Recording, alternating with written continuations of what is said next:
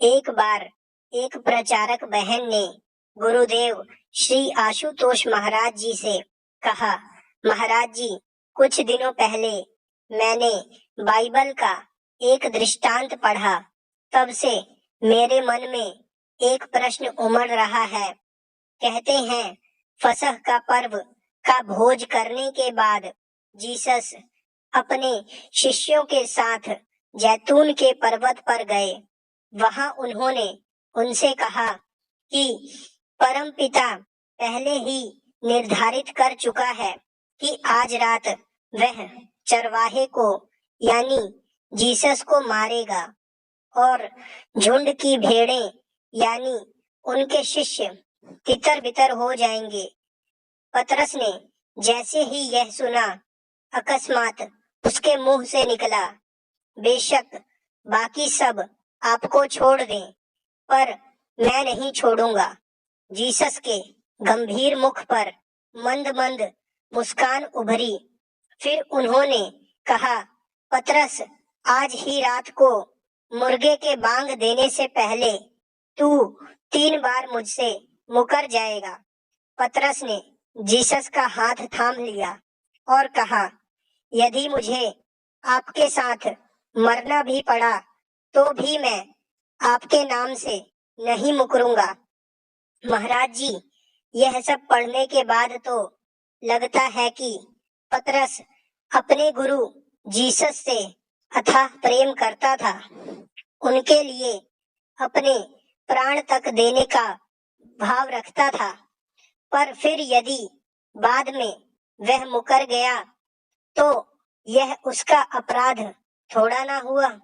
यह तो नियति में लिखा था, पहले ही विधाता द्वारा ऐसा होना निश्चित किया गया था। फिर हम पतरस को दोषी कैसे ठहरा सकते हैं? यह सुनकर महाराज जी पल भर के लिए शून्य में खो गए।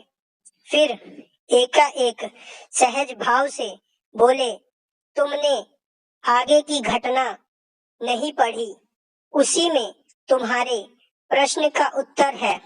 तब महाराज जी ने बहन को वहां से दृष्टांत सुनाना शुरू किया जहां उसने छोड़ा था। महाराज जी ने कहा, जीसस फिर अपने चेलों के साथ गतसमनी नामक एक स्थान पर गए। उन्हें वहीं रुकने का आदेश दिया और केवल 3 शिष्यों, जिनमें से एक पतरस था, को अपने साथ लेकर प्रार्थना के लिए आगे बढ़े। उन तीनों को आदेश दिया, मैं जब तक प्रार्थना करके आता हूँ, तुम तीनों ध्यान साधना में बैठ जाओ।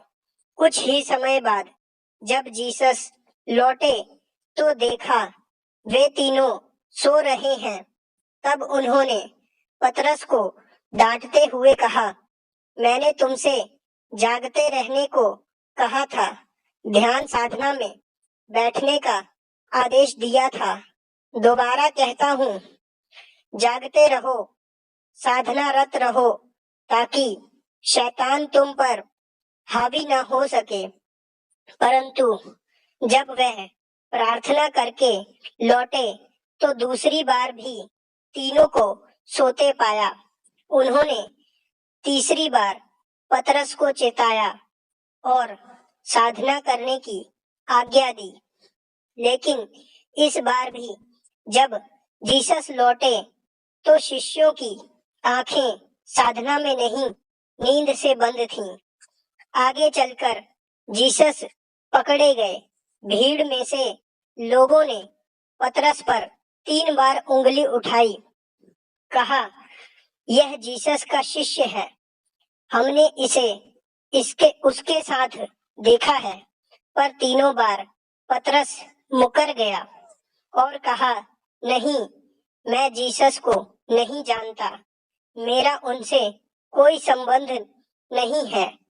जैसे ही तीसरी बार पतरस ने जीसस का शिष्य होने से मना किया, मुर्गे ने बांग दे दी। यह दृष्टांत सुनकर महाराज जी मुस्कुराने लगे। प्रचारक बहन से पूछा, समझे कुछ?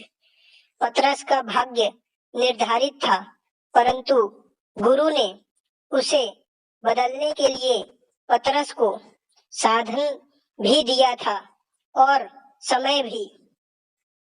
3 बार चेताया, जाग जाओ, साधना करो, अनहोनी होने से रोक लो, भाग्य में लिखे को बदल डालो। तुम्हारे पास वह साधना का अस्त्र है जिससे तुम शैतान को हरा सकते हो। पर पतरस ने गुरु आज्ञा नहीं मानी, उनके शब्दों को महत्व नहीं दिया।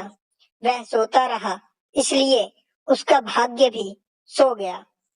यदि उस दिन उसने साधना कर ली होती तो वह गुरुद्रोही बनने के पाप से बच गया होता।